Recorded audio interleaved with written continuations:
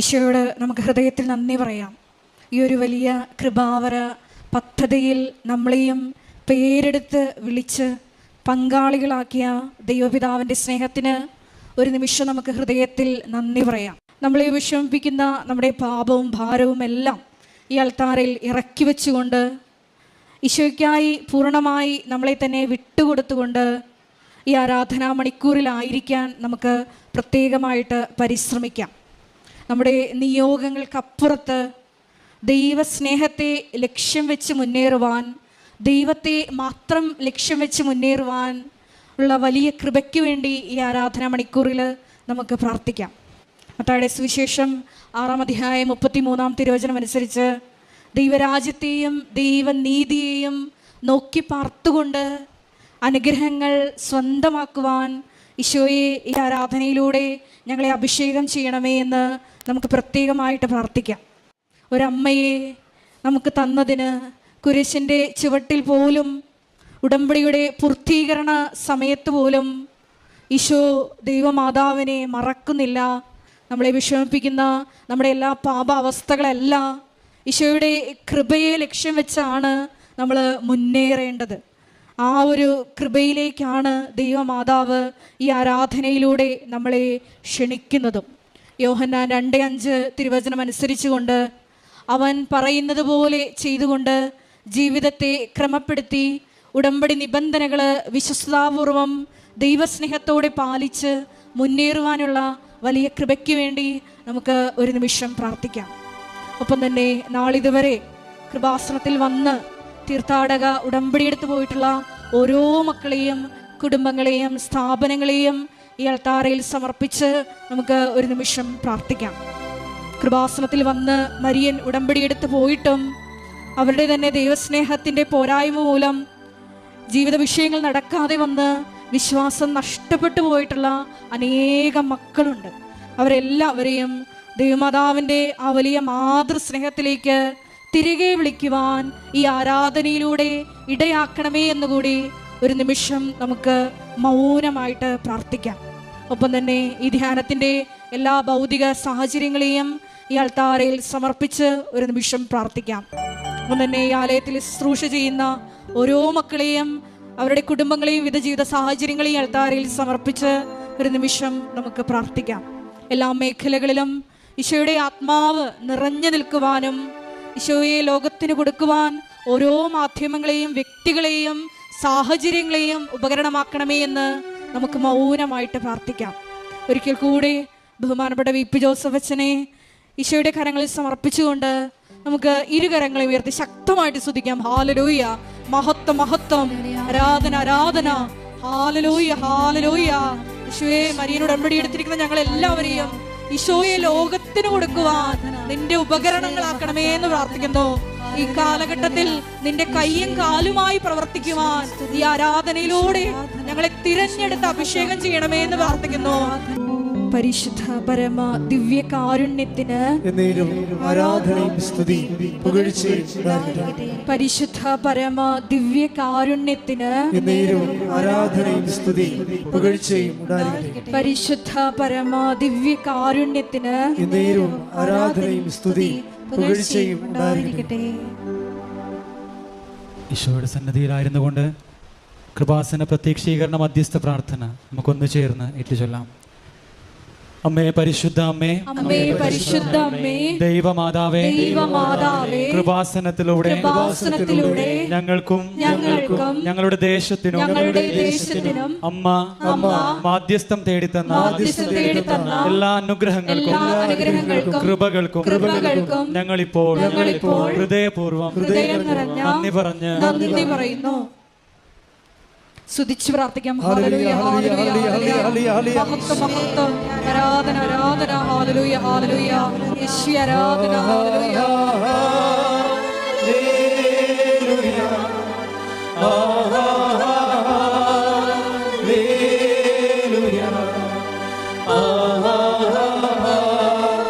Hallelujah.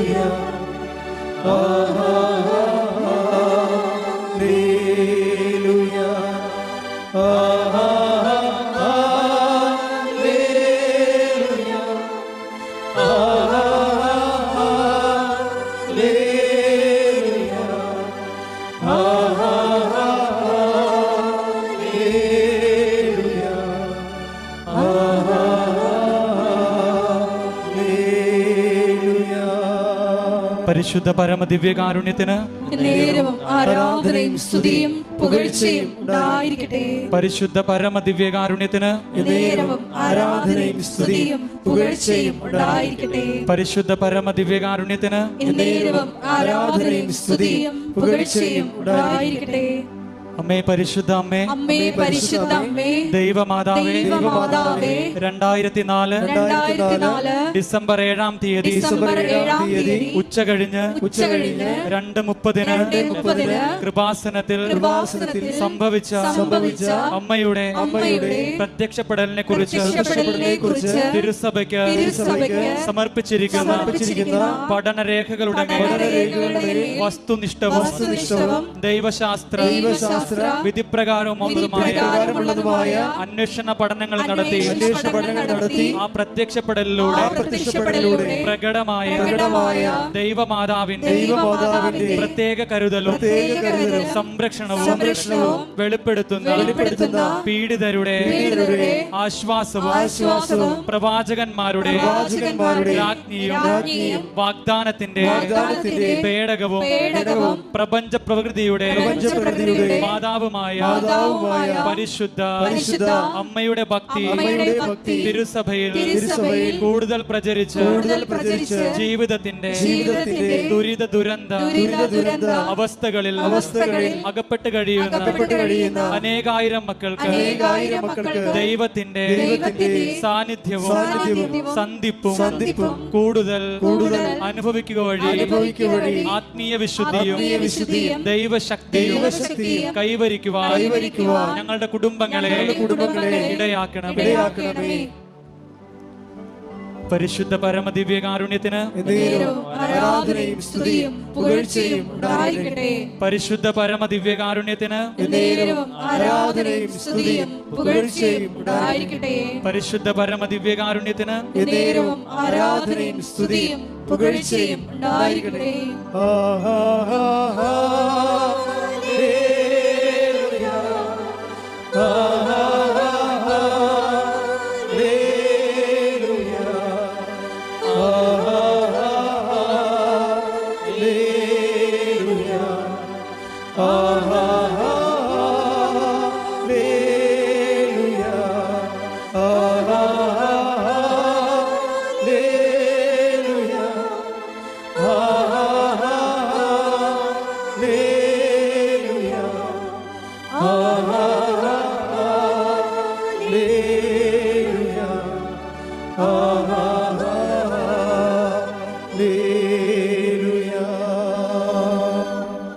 അമ്മേ പരിശുദ്ധ അമ്മേ, അമ്മേ പരിശുദ്ധ അമ്മേ, ഭൂസ്വർലോകങ്ങളുടെ രാജ്ഞിയായ അങ്ങേക്ക് ഭൗമ സംരക്ഷണത്തിനായി പ്രപഞ്ച പ്രകൃതിയെ തന്നെ തിരുസഭ പ്രതിഷ്ഠിക്കുവാൻ ഈ പ്രത്യക്ഷീകരണം വഴി ഇടയാക്കണമേ.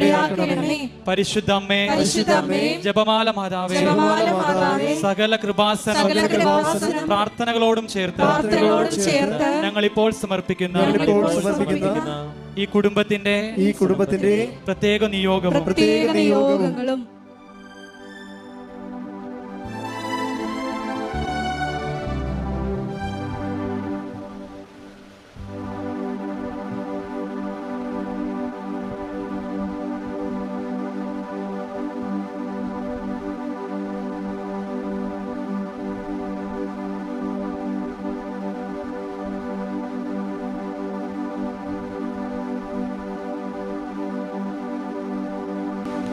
അമ്മയുടെ പ്രത്യക്ഷീകരണത്തിന്റെ ഈ അനുഗ്രഹവേളയിൽ ഞങ്ങൾക്ക് സാധിച്ചു തരുവാൻ കനിയണമേ. ആമേൻ.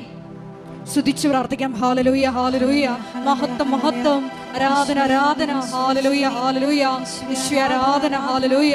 യേശുവേ മരിയൻ ഉടമ്പടിയെടുത്തിരിക്കുന്ന ഞങ്ങൾ എല്ലാവരെയും പരിശുദ്ധ അമ്മയുടെ പ്രത്യക്ഷീകരണത്തിന്റെ സ്ഥിരം സാക്ഷികളാക്കി ഉയർത്തണമേ. Hallelujah, hallelujah. മഹത്വം, മഹത്വം. ആരാധന, ആരാധന. പരിശുദ്ധ പരമദിവ്യകാരുണ്യത്തിന് ആരാധനയും സ്തുതിയും പുകഴ്ചയും ഉണ്ടായിരിക്കട്ടെ. പരിശുദ്ധ പരമദിവ്യകാരുണ്യത്തിന് ആരാധനയും സ്തുതിയും പുകഴ്ചയും ഉണ്ടായിരിക്കട്ടെ. എൻ്റെ പ്രിയപ്പെട്ടവരെ,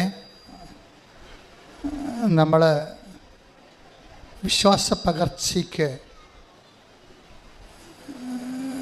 ഉപയോഗിക്കുന്ന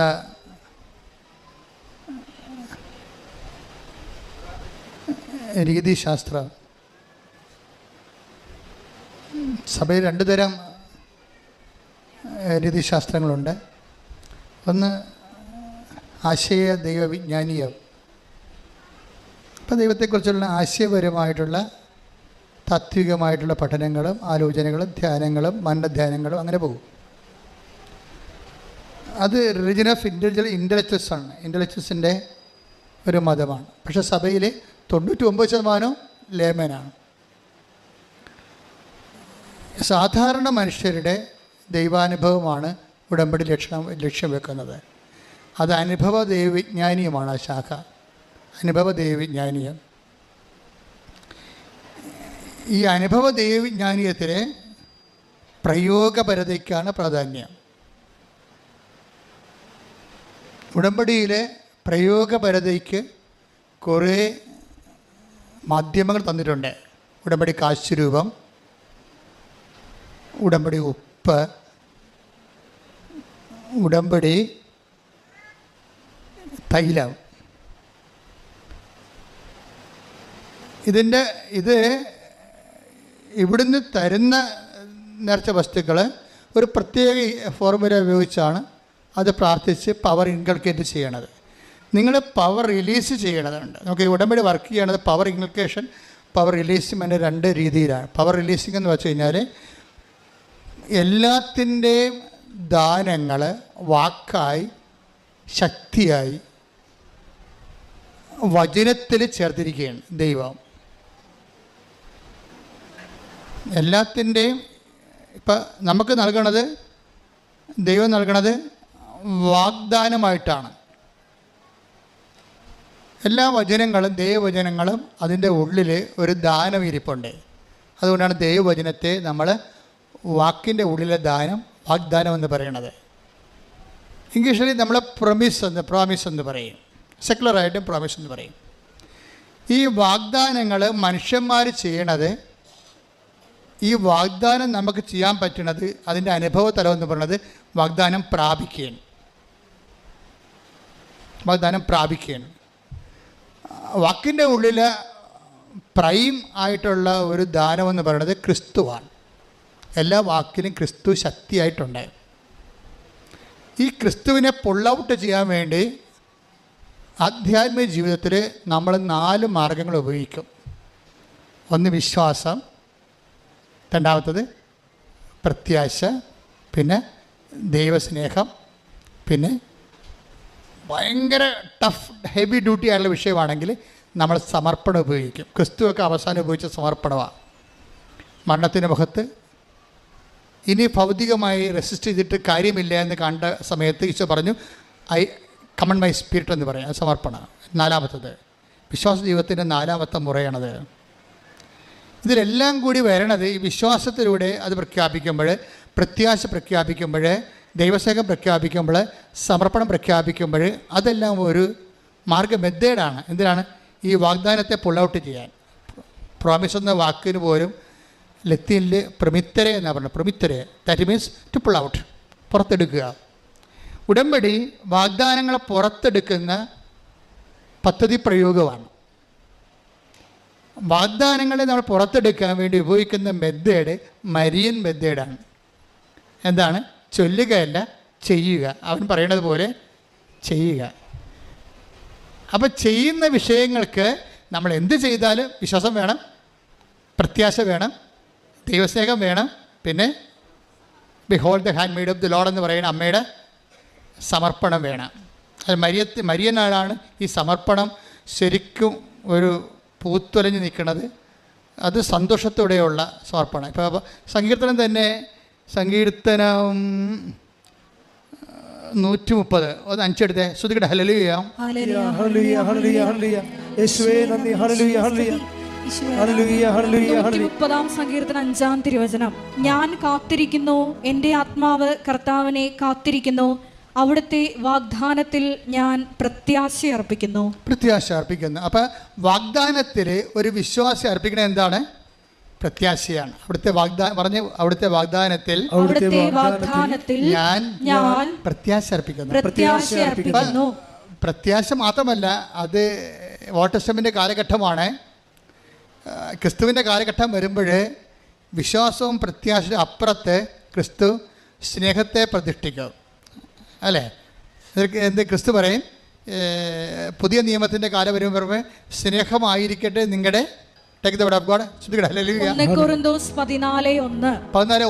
സ്നേഹമായിരിക്കട്ടെ നിങ്ങളുടെ ലക്ഷ്യം. ആധ്യാത്മിക ജീവിതത്തിൻ്റെ ലക്ഷ്യമായാലും ഉടമ്പടിയുടെ ലക്ഷ്യമായാലും ഈ വാഗ്ദാനം പുറത്തെടുത്ത് വാഗ്ദാനം പ്രാപിക്കുന്ന ലക്ഷ്യമായാലും എന്തായിരിക്കണം? അതിൻ്റെ ബേസിക് ആയിട്ടുള്ള വിശ്വാസത്തിനേക്കാൾ നിങ്ങൾ ഉയരണം. വിശ്വാസത്തിനൊരു കുഴപ്പമെന്ന് പറഞ്ഞു കഴിഞ്ഞാൽ, വിശ്വാസം ആധ്യാത്മികമായിട്ട് മറ്റ് പുണ്യങ്ങളോളം ഒരു പവറില്ലാത്തതാണ് വിശ്വാസത്തിന്. കാര്യം വിശ്വാസം ദൈവത്തിൻ്റെ പദ്ധതികളെ അധികം മാനിക്കത്തില്ല. ഞാൻ വിശ്വസിച്ചു, എന്നെ രക്ഷിക്കണം. പക്ഷേ ഇതിൻ്റെ അകത്ത് എന്തെങ്കിലും ഒരു സഫറിങ് കണ്ടൻ്റ് ഉണ്ടെങ്കിൽ വിശ്വാസം അത് മൈൻഡ് ചെയ്യത്തില്ല. പക്ഷേ സ്നേഹമാണെങ്കിൽ സകലതും ക്ഷമിക്കും. അതിൻ്റെ ഇടയ്ക്ക് ക്ഷമയുടെ എന്തെങ്കിലും പോയിൻ്റ് ഉണ്ടെങ്കിൽ സ്നേഹം അത് അക്സെപ്റ്റ് ചെയ്യും.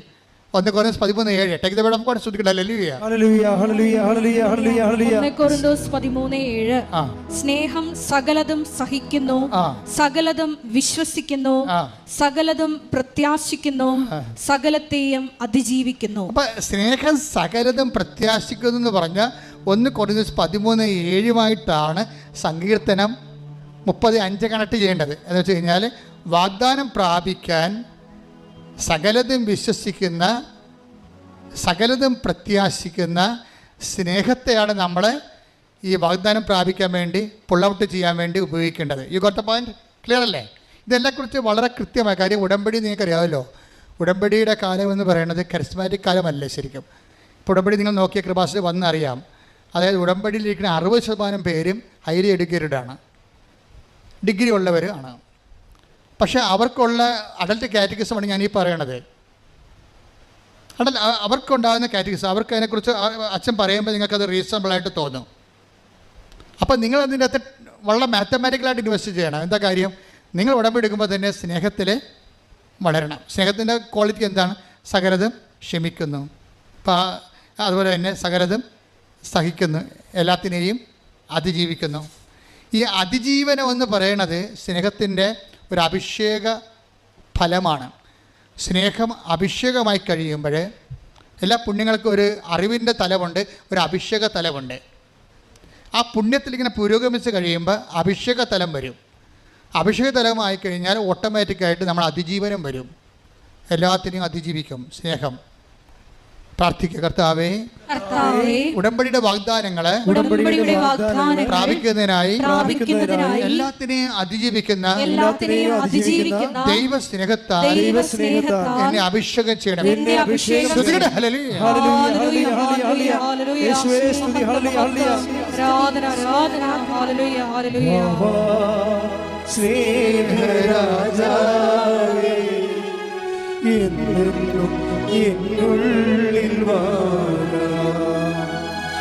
എന്നുള്ളിൽ വാ സ്നേഹത്തിൻ പൂനിലാവേ, എന്നുള്ളിൽ വാ സ്നേഹരാജാവേ, എന്നെന്നും എന്നുള്ളിൽ വാ സ്നേഹത്തിൻ പൂനിലാവേ, എന്നുള്ളിൽ പരിശുദ്ധ പരമ ദിവ്യകാരുണ്യത്തിന് നമ്മൾ ഈ പാട്ട് തന്നെ ഇനി അതിൻ്റെ അടുത്ത സ്റ്റാൻസ പാടിക്കൊണ്ടിരിക്കും. ഇത് അഭിഷേകമാകുന്നവരെ നമ്മൾ പാടിക്കൊണ്ടേയിരിക്കും. എൻ്റെ പ്രിയപ്പെട്ടവർ, നമ്മൾ എപ്പോഴും ശ്രദ്ധിക്കണത്, ഉടമ്പടി എടുക്കുമ്പോൾ നമുക്കറിയാമല്ലോ, അച്ഛൻ ആദ്യം എന്താ പറഞ്ഞത്? നിങ്ങളെ ഉടമ്പടിയിൽ നേർച്ച വസ്തുക്കളുണ്ട്, ഉപ്പുണ്ട്, എല്ലാം ബിബ്ലിക്കലാണ്. ഉടമ്പടി പ്രകാരം ദൈവം കൽപ്പിച്ചു നൽകിയിട്ടുള്ള ഭൗതിക മാധ്യമങ്ങളാണ് ഉപ്പ്, പിന്നെന്താണ്? തൈലം, ഉടമ്പടി കാശിൽ ജ്ഞാപകമായിട്ട് ഉടമ്പടി നെറ്റിക്കണിഞ്ഞത് നമ്മൾ കയ്യിൽ സൂക്ഷിക്കുന്നു, കഴുത്തിൽ സൂക്ഷിക്കുക, അത്രയേ ഉള്ളൂ. പക്ഷേ ഇതൊക്കെ ആക്ടിവേറ്റ് ചെയ്യണത് അവരുടെ കപ്പാസിറ്റി അനുസരിച്ചാണ്. ബൈബിൾ ഇവരും പ്രവർത്തിക്കുന്നത് അവനവൻ്റെ കപ്പാസിറ്റി അനുസരിച്ചാണ്. കപ്പാസിറ്റി ഒരു പ്രോബ്ലമാണ്. ആധ്യാത്മിക ജീവിതം നിങ്ങൾ വളരാൻ ഉദ്ദേശിക്കുന്നുണ്ടെങ്കിൽ നിങ്ങളുടെ കഴിവ് വർദ്ധിക്കണം. ആ യോഹന്നാൻ 1:12 Take the word of God. യോഹന്നാൻ 1:12 യോഹന്നാൻ 1:12 തന്നെ സ്വീകരിച്ചവർക്കെല്ലാം അതന്നെ ഒന്ന് പറഞ്ഞ തന്നെ സ്വീകരിച്ചവർക്കെല്ലാം തന്റെ നാമത്തിൽ വിശ്വസിക്കുന്നവർക്കെല്ലാം ദൈവമക്കളാകാൻ അവൻ കഴിവ് നൽകി. അപ്പൊ കഴിവെന്നും പറഞ്ഞ കപ്പാസിറ്റി, എബിലിറ്റി ഉണ്ട്. ഈ എബിലിറ്റി ഇന്നിപ്പോൾ ഞായറാഴ്ചയാണ്, ഞായറാഴ്ചത്തെ എബിലിറ്റി പോരാ, തിങ്കളാഴ്ച ഇത് വളരണം. ഇത് വളർന്നില്ലെങ്കിൽ പിന്നെ എന്താണുള്ളത്? സ്റ്റാറ്റിക്കായിട്ടുള്ള അവസ്ഥയില്ല, പിന്നെ കോട്ടമാണുള്ളത്. വളർന്നില്ലെങ്കിൽ തളർച്ചയുള്ളത്. അതെപ്പോഴും നിങ്ങൾ ശ്രദ്ധിക്കണം. ഇതിനകത്ത് ഒരു സ്റ്റാറ്റിക്കായിട്ടുള്ള ഒരു കേവലം നിലനിൽപ്പില്ല. വളർച്ച എന്ന് പറഞ്ഞു പോയാൽ പിന്നെന്താണ്? വളർന്നില്ലെങ്കിൽ പിന്നെന്താണ്? പിന്നെ മുരടിപ്പെന്നാണ് പറയണത്, അല്ലേ? അത് തളർച്ചയാണ്. വളരാത്തൊരു വസ്തു എന്താണ്? മുരടിച്ച് നിൽക്കണമെന്ന് പറയും. എന്ന് വെച്ചാൽ അത് തളർച്ചയാണ്. അപ്പോൾ ഇത് മുന്നോട്ടായി നമുക്ക് പോകാൻ പറ്റത്തുള്ളൂ ഉടമ്പടിയിലൂടെ. അല്ല ഇന്ന് കുറച്ച് പ്രാർത്ഥിച്ച് നാളെ 2 കല്യാണത്തിൽ പോയി ബിരിയാണി ഇടിച്ചിട്ട് വെള്ളം ഒടിച്ച് പിന്നെ അടുത്ത ആഴ്ച പോയി കുമ്പസാരിച്ച് പിന്നെ പ്രാർത്ഥിച്ചപ്പോൾ ഉടായിപ്പാണെന്ന് ദൈവത്തിന് നിങ്ങൾക്ക് പറ്റേണ്ട ഒരു അബദ്ധം എന്താണെന്നറിയാമോ? ദൈവത്തെ പൊട്ടം കളിച്ചിട്ട് ആക്കിയിട്ട് സ്വന്തമായിട്ട് പൊട്ടനാവും. ഞാൻ ബീഹാറിൽ നിന്ന് വരുക. എൻ്റെ പേര് നീന എസ് പ്രസാദ്. ഞാൻ ഹിന്ദു ആയിരുന്നു. പക്ഷേ ഞാൻ പെന്തക്കോസ്തിൽ പോയി 10-25 വർഷം പ്രാർത്ഥിച്ചു കൊണ്ടിരുന്നതാണ്. അതിനിടയ്ക്ക് ഒക്ടോബർ 3 എൻ്റെ ഹസ്ബൻഡ് മരിച്ചുപോയി. പെട്ടെന്നായിരുന്നു, ബ്രെയിൻ ഹെമറേജായിട്ട് മരിച്ചതാണ്. അതോടുകൂടി എൻ്റെ വല്ലാത്ത വിഷമത്തിലായിപ്പോയി ഞാൻ. ആരുമില്ലാത്ത വിഷമത്തിലായിപ്പോയി ഞാൻ. അങ്ങനെ എനിക്ക് ഉറങ്ങാനും പറ്റുന്നില്ല, ഇരിക്കാനും പറ്റുന്നില്ല, ഒരു വെപ്രാളം എല്ലാ ദിവസവും. അങ്ങനെ ഞാൻ എല്ലാ ദിവസവും ഉറക്ക ഗുളിക കഴിക്കുമായിരുന്നു. ആ ഉറക്ക ഗുളിക കഴിച്ചു ഞാൻ കിടന്നുറങ്ങുന്നത്. ഉറക്ക ഗുളിക കഴിച്ചാലും എനിക്ക് ഉറക്കം വരുന്നില്ലായിരുന്നു. അങ്ങനെ ഒരു ദിവസം ഞാൻ എൻ്റെ ബെഡ്റൂമിൽ കിടക്കുക, മോളെ അടുത്ത ബെഡ്റൂമിൽ കിടക്കുക. അപ്പോൾ രാത്രി 2 മണിയായിട്ടുണ്ടാവും. എൻ്റെ ഈ ഒരു വശം മൊത്തം തളർന്ന്. അതിന് മുന്നേ ഡോക്ടർ പറഞ്ഞിരുന്നു, പിന്നെ ഒരു വശം മൊത്തം തളർന്നു പോകും, ഇടതുവശത്ത് ബ്ലോക്കേജാണ്, അതുകൊണ്ട് തളർന്നു പോകുമെന്ന് പറഞ്ഞിരുന്നു. അപ്പോൾ ആ ദിവസം എനിക്ക് ഈ കൈയും കാലൊന്നും അനയ്ക്കാൻ പറ്റാത്ത ഒരവസ്ഥ. ഈ വശത്തും ചരിഞ്ഞെടുക്കാൻ പറ്റുന്നില്ല, ആ വശത്തും ചരിഞ്ഞെടുക്കാൻ പറ്റുന്നില്ല. അപ്പോൾ എനിക്ക് പെട്ടെന്ന് ഓർമ്മ വന്ന് അച്ഛൻ്റെ യൂട്യൂബിലൂടെ ഞാൻ അച്ഛൻ്റെ പ്രസംഗമൊക്കെ കേൾക്കുമായിരുന്നു, പ്രാർത്ഥനയൊക്കെ കേൾക്കുമായിരുന്നു. അങ്ങനെ ഞാൻ പ്രാർത്ഥിച്ചു, മാതാവേ നാളെ കാലത്താകുമ്പോഴത്തേക്കും എഴുന്നേറ്റ് നടക്കാനുള്ള ശക്തി എനിക്ക് തരണേ എന്ന് പറഞ്ഞു. അങ്ങനെ ഞാൻ കരഞ്ഞ് പ്രാർത്ഥിച്ച് കിടന്നു. രാവിലെ ആയപ്പോഴത്തേക്കാണ് ഏറ്റപ്പോഴത്തേക്കും ഞാൻ ഒന്നും അറിയാത്ത പോലെ സാധാരണ പോലെ അങ്ങോട്ട് എഴുന്നേറ്റ് നടക്കാൻ തുടങ്ങി. ദൈവത്തിന് 1000 നന്ദി. അന്ന് തന്നെ ഞാൻ എൻ്റെ മോളുടെ അടുത്ത് പറഞ്ഞു, മോളെ പെട്ടെന്ന് ടിക്കറ്റ് എടുക്കണം എന്ന് പറഞ്ഞു. അങ്ങനെ ഞങ്ങളുടെ സ്കൂളിൽ അവധിയൊന്നും കിട്ടത്തില്ല, ഭയങ്കര സ്ട്രിക്റ്റാണ്, എക്സാം നടക്കുമായിരുന്നു. ഞാനൊന്നും നോക്കിയില്ല, ഞാൻ പെട്ടെന്ന് ടിക്കറ്റ് എടുത്തു. 1-ാം തീയതി ഫ്ലൈറ്റിൻ്റെ ടിക്കറ്റ് എടുത്തേച്ചും ഇവിടെ 2-ാം തീയതി എത്തി. 2-ാം തീയതി ലൂലുവിൽ ഇവിടെ ഞാൻ റൂം എടുത്ത് കഴിഞ്ഞേച്ചും എൻ്റെ കൂടെ മോൻ്റെ ഒരു ഫ്രണ്ടാണ് വന്നത്. അവിടെ വന്ന് കിടന്ന് ഉറക്ക ഗുളിക കഴിക്കാൻ മറന്നുപോയി. അന്ന് മുതൽ ഞാൻ ഉറക്ക ഗുളിക കഴിച്ചില്ല. അന്ന് മുതൽ ഇന്നേ വരെ നന്നായിട്ട് കിടന്ന് ഉറങ്ങുന്നുണ്ട്. ഇപ്പം എനിക്ക് ഉറക്കം മതിയാവുന്നില്ല എന്നുള്ളതാണ്. പിന്നെ അത് കഴിഞ്ഞ് രാവിലെ ഞാൻ പള്ളിയിലോട്ട് വരാനായിട്ട് ഇങ്ങോട്ട് ഇറങ്ങിക്കഴിഞ്ഞപ്പോഴത്തേക്കും ലൂലുന്ന് ഞാൻ അങ്ങോട്ട് വലതുവശത്തൊക്കെ നോക്കിക്കൊണ്ടിരിക്കുക. വണ്ടികൾ വരുന്നുണ്ടെന്ന്. അപ്പോൾ കുറേ ദൂരത്തായിട്ട് 2 ബസ്സും 4 കാറും ബൈക്കൊക്കെ വരുന്നുണ്ട്. എന്നാലും ഞാൻ വിചാരിച്ചു അത്രയും ദൂരത്തല്ലേ ഇരിക്കണം. ഞാൻ അങ്ങനെ പെട്ടെന്ന് ക്രോസ് ചെയ്ത് ഇങ്ങനെ ആ വെള്ള വര വരച്ച അവിടെ എത്തിക്കഴിഞ്ഞപ്പോഴത്തേക്കും ഒരു ബൈക്ക് എടുത്ത് എന്നെ അടുത്ത് വലിച്ചെറിഞ്ഞ് ഞാൻ അങ്ങോട്ട് കിടന്നു പോയി. വലിച്ചെറിഞ്ഞെന്നാൽ കല്ലിലൊക്കെ അങ്ങനെ തെറിച്ചു പോയി. അപ്പോൾ പെട്ടെന്നൊരു നിമിഷത്തേക്ക് എനിക്കൊന്നും പറയാൻ പറ്റാത്തൊരവസ്ഥ. ആൾക്കാരെല്ലാവരും കൂടി എന്നാ പറ്റിയെന്നൊക്കെ ചോദിച്ചു. അപ്പോൾ എനിക്ക് വർത്താനം ഒന്നും പറയാനോ പറ്റുന്നില്ല. ഞാനപ്പം മാതാവിൻ്റെ അടുത്ത് പറഞ്ഞു, മാതാവ് ഇത് എന്നാ പറ്റി എനിക്ക്? ഞാൻ വലിയ വിശ്വാസത്തോടു കൂടിയാണല്ലോ വന്നത്. എൻ്റെ മോനെല്ലാം വിലയ്ക്ക് തന്നെ ഒറ്റയ്ക്ക് പോകണ്ടെങ്കും. എന്നിട്ട് ഞാൻ ഒറ്റയ്ക്ക് വന്നതാണ് ഇവിടെ. എന്നാ പറ്റി? എന്നിട്ട് ഒരു ചേച്ചി എന്നെ പിടിച്ച് എണീപ്പിച്ച് കഴിഞ്ഞപ്പോഴത്തേക്കും എനിക്ക് തോന്നിയാ അയ്യോ എനിക്ക് എണീറ്റ് നിൽക്കാം, എനിക്കൊന്നുമില്ലല്ലോ. ഞാൻ പെട്ടെന്ന് പറഞ്ഞു അയ്യോ ഞാൻ കൃപാസനത്തിൽ വന്നതാണ്, പെട്ടെന്ന് ഇപ്പോൾ കുർബാനയൊക്കെ തുടങ്ങുന്ന സമയമെന്ന് തോന്നുന്നുണ്ട്. അപ്പോൾ ആ ബൈക്ക് ഇടിച്ച ചെറുക്കൻ എൻ്റെ അടുത്ത് പറഞ്ഞു ആൻറ്റി ബൈക്കിലിരിക്കുക, ഞാൻ അവിടം വരെ കൊണ്ട് വിടാം. ഞാൻ പറഞ്ഞു വേണ്ട മോനെ, ഞാൻ നടന്നു പോയിക്കോളാം, കുഴപ്പമൊന്നുമില്ല എന്ന് പറഞ്ഞു. അങ്ങനെ ഒരു ഇത്തിരി ഇവിടെയൊക്കെ പൊട്ടയൊക്കെ ചെയ്തു, കുഴപ്പമില്ലാതെ ഞാനിവിടെ വന്നിരുന്നു. ഇവിടെ വന്നിരുന്നിട്ട് ഒരു മനസമാധാനം ഇല്ല എനിക്ക്. ഞാൻ വിചാരിച്ചു എന്തെങ്കിലും വന്നു കഴിഞ്ഞാൽ എൻ്റെ മോൾക്കും മോനും ആരും ഇല്ലല്ലോ, പപ്പയാണെങ്കിലും മരിച്ചു പോയല്ലോ എന്നൊക്കെ വിചാരിച്ച് ഇങ്ങനെ തലയും കൊമ്പിട്ടിരിക്കുക. അപ്പം എനിക്ക് തോന്നി എൻ്റെ ഇടതുവശത്ത് ആരോ നിൽക്കുന്നുണ്ട്. അപ്പം ഞാനിങ്ങനെ ഒന്നിങ്ങനെ ഇടം കണ്ടിട്ട് ഇങ്ങനെ നോക്കിക്കഴിഞ്ഞപ്പോഴത്തേക്കും മാതാവിൻ്റെ ചാര കളറിലെ ഉടുപ്പാണ് ഞാൻ കണ്ടത്. മാതാവിന് 1000 നന്ദി. എനിക്ക് തോന്നി മാതാവ് എൻ്റെ കൂടെയുണ്ട്. ഞാൻ എപ്പോഴും ഇങ്ങനെ എല്ലാവരും പെന്തക്കോസ്തിൽ പറയുമ്പോഴത്തേക്കും മാതാവിൻ്റെ അടുത്തൊന്നും പ്രാർത്ഥിക്കരുത് എന്നൊക്കെ പറഞ്ഞിരുന്നു. പക്ഷേ ആ ഭർത്താവ് മരിച്ചു കഴിഞ്ഞപ്പോഴത്തേക്കും ഈ പെന്തക്കോസ്തുകാരെല്ലാവരും പറഞ്ഞു അങ്ങനെ ചെയ്യണം ഇങ്ങനെ ചെയ്യണം എന്ന് പറഞ്ഞപ്പോൾ വളരെ നിരാശയിലായിപ്പോയി. പിള്ളേരാണെങ്കിൽ ഹിന്ദു ധർമ്മത്തിലാണ്, ബീഹാറിലെ ഇതാണ്. അങ്ങനെ ഇവിടെ വന്നു കഴിഞ്ഞ് ഞാൻ ഉടമ്പടി എടുത്തേച്ചും ആദ്യത്തെ ഉടമ്പടിയിൽ ഞാൻ വെച്ചിരുന്നത് പിന്നെ എനിക്ക് ഒരുപാട് കടങ്ങളുണ്ടായിരുന്നു. കൊറോണ തുടങ്ങിക്കഴിഞ്ഞപ്പോഴത്തേക്കും എൻ്റെ ക്ലാസ് എല്ലാം നിന്ന് പോയി, പൈസ ഒന്നും കിട്ടാതെ ആയിപ്പോയി. അപ്പോൾ ഈ കടങ്ങൾ കൊടുക്കാനുള്ളവരൊക്കെ ബിൽഡറൊക്കെ വന്ന് എന്നെ ഒരുപാട് ശല്യപ്പെടുത്തുമായിരുന്നു, പൈസ എങ്ങനെയെങ്കിലും താന്ന്. അപ്പോൾ ഈ പുള്ളിക്കാർ മരിച്ചു കഴിഞ്ഞപ്പോഴത്തേക്കും ഒരു പോളിസി എടുത്തിരുന്നു, ICC ബാങ്കിൽ നിന്ന് ഒരു പോളിസി എടുത്തിരുന്നു. ഒരു തവണ ഞാനത് ഗഡുവട് അടച്ചുള്ളൂ. അടച്ചു കഴിഞ്ഞപ്പോഴത്തേക്കും ഞാൻ വെച്ച് കിട്ടുമോ ഇല്ലയോ എന്ന് എനിക്കറിയത്തില്ല. എന്നാലും 4ാമത്തെ ആഴ്ച ഞാൻ ഓൺലൈനിൽ പ്രാർത്ഥിച്ചുകൊണ്ടിരിക്കുമ്പോഴത്തേക്കും വൈകുന്നേരം ഒരു 5 മണിയോടുകൂടി ഞാൻ പ്രാർത്ഥിച്ചുകൊണ്ടിരിക്കുമ്പോഴത്തേക്കും എനിക്ക് ഫോണിൽ ഒരു മെസ്സേജ് വന്നു, 1 രൂപ ആരോ അയച്ചോ എന്ന് പറഞ്ഞിട്ട് മെസ്സേജ് വന്നു. ഞാൻ പറഞ്ഞു എന്തായാലും പ്രാർത്ഥന കഴിഞ്ഞിട്ട് നോക്കാമെന്ന് പറഞ്ഞു. പ്രാർത്ഥന കഴിഞ്ഞ് ഞാൻ നോക്കിയപ്പോഴത്തേക്കും ചെക്ക് ചെയ്ത് നോക്കിയപ്പോഴത്തേക്കും 5 ലക്ഷം വന്നിരിക്കുക. ദൈവത്തിന് ഒരുപാട് നന്ദിയുണ്ട്. ആ 5 ലക്ഷത്തിൽ നിന്ന് ഞാൻ പകുതി പൈസ ബിൽഡറിനെ കൊടുത്ത് പിന്നെ മോളുടെ കല്യാണത്തിന് ആവശ്യത്തിനുള്ളത് വെച്ച് ഉടമ്പടിയിൽ ഇതും വെച്ചിരുന്നു. ഞാൻ മോളുടെ കല്യാണം എത്രയും വേഗം നടന്ന് കിട്ടുകയാണെങ്കിൽ ഞാൻ മോളെയും മോനെയും ഇവിടെ കൊണ്ടുവന്ന് മരുമോനെയും കൊണ്ടുവന്ന് ഇവിടെ നിന്ന് ദർശനം കൊടുക്കാമെന്ന് പറഞ്ഞു. അങ്ങനെ മെയ് 20-ാം തീയതി മോളുടെ കല്യാണം കഴിഞ്ഞു. 2 പേരെ ഞാനിവിടെ കൊണ്ടുവരികയും ചെയ്തു. പിന്നെ ഉടമ്പടി തൈലം മോളുടെ ഭയങ്കര ഒരു കുറേ വൃത്തികെട്ട സ്വഭാവങ്ങളൊക്കെ ഉണ്ടായിരുന്നു. അപ്പോൾ അവളൊന്നും പറഞ്ഞാൽ കേൾക്കത്തില്ല, ഒന്നും ചെയ്യത്തില്ല.